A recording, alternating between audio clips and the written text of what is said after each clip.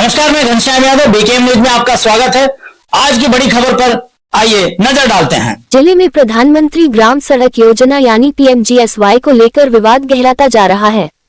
Chhattisgarh contractor association ने बीजापुर के कार्यपालन अभियंता ई और बस्तर संभाग के अधीक्षण अभियंता से पर मनमानी और भ्रष्टाचार के आरोप लगाते हुए उन्हें तत्काल हटाने की मांग की है। एसोसिएशन ने चेतावनी दी है कि यदि जल्द कार्रवाई नहीं हुई तो पूरे प्रदेश में पीएमजीएसवाई के सड़क निर्माण कार्य बंद किए जा सकते हैं। छत्तीसगढ़ कॉन्ट्रैक्टर एसोसिएशन के प्रदेश अध्यक्ष वीरेश शुक्ला ने कहा है कि बीजापुर पीएमजीएसवाई में लंबे समय से भ्रष्टाचार, अवैध वसूली और अधिकारियों की मनमानी की शिकायतें मिल रही हैं। इसके बावजूद सरकार द्वारा कोई ठोस कार्रवाई नहीं किए जाने से ठेकेदारों में भारी नाराजगी है। एसोसिएशन का कहना है कि यदि बीजापुर के ई और बस्तर के एसई को तत्काल नहीं हटाया गया तो प्रदेश भर में पीएमजीएसवाई के तहत चल रहे सड़क निर्माण कार्यों को बंद करने का निर्णय लिया जाएगा। वीरेश शुक्ला ने कहा कि सड़क निर्माण कार्य रुकने से ग्रामीण क्षेत्रों में विकास कार्य प्रभावित होंगे।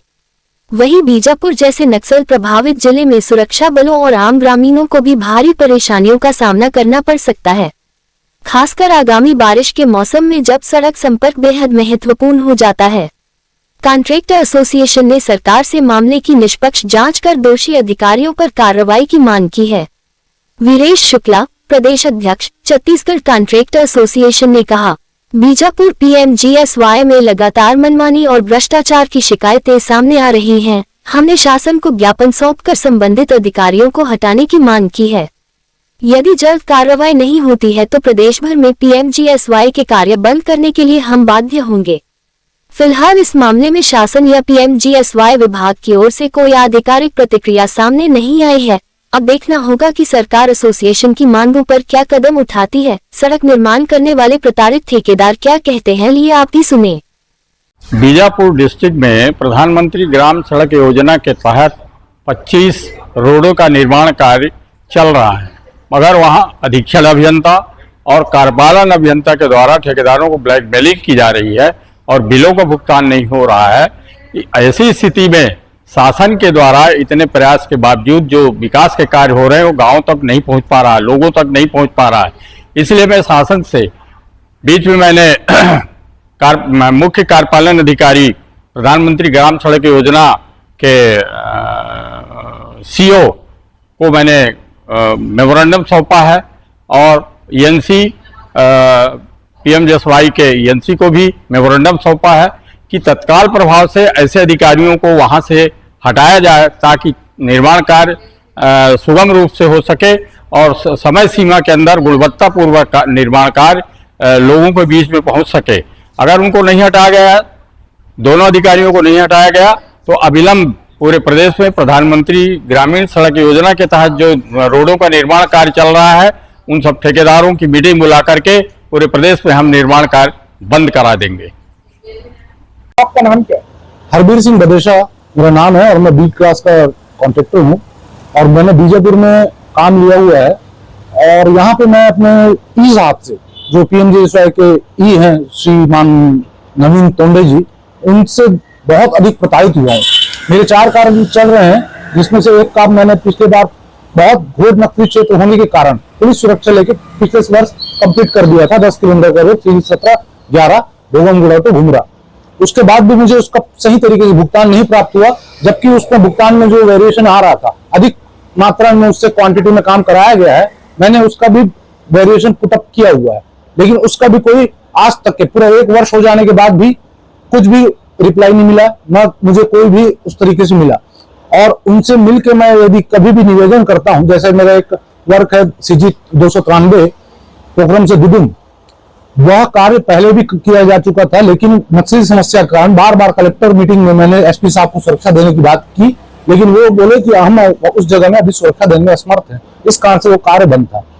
और उस बात का रायगढ़ के किसी न्यूज चैनल के द्वारा गलत मैसेज दिया गया, जिसका मैंने प्रेस कॉन्फ्रेंस करके संभाग मुख्यालय जगदलपुर के प्रेस क्लब में खंडन किया। और वहां पे मैंने तो उसके बाद में ई साहब ने मुझे ये बोला कि इस व्यक्ति से काम कराओ, तब तुम्हारा काम मैं करूंगा और इतना मुझे पैसा दोगे उसमें से। और जिस तरीके से कमीशन मांग रहे हैं उस तरीके से मुझे पिछले वर्ष एक मकान बेचना पड़ा इनको कमीशन खोरी के कारण, और मात्र कमीशन लेना जानते हैं लेकिन सही जो काम है उसकी क्वालिटी को देखते हुए में मुझे सही भुगतान प्राप्त नहीं हो रहा है और प्रताड़ित हो चुका हूं। मेरे 2 कार्य जो उसूर ब्लॉक में चल रहे हैं, उन 2 कार्यों में कभी भी निरीक्षण करने कोई नहीं जाता है और नवंबर से मेरा कार्य वहां पे प्रारंभ है। फरवरी से मैं बिलिंग की मांग कर रहा हूं, जबकि अर्थवर्क पूरा कंप्लीट हो चुका है दोनों कार्यों में और जीएसबी आधा कंप्लीट हो चुका है, स्ट्रक्चर वर्क चल रहा है।